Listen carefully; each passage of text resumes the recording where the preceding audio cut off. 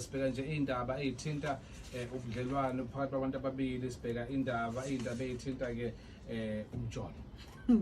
Udaba esikhuluma ngalo ke namhlanje umlaleli ngoba siyazi ukuthi abaningi bethu cha banawo ama-ex, bambalwa nje abantu abathi cha mina Nkosi yami anginayo i-ex. Mawukuthi awunayo usazoba nayo, ngiyadlala. Kodwa ke into esibheka namhlanje ubudlelwane umuntu okade usebudlelwane naye obudlule ukuthi yini le othi ma uyibheka noma uwedwa noma umbuka noma esithombeni uthi hayi cha simdolo wakwagula ngekhanda.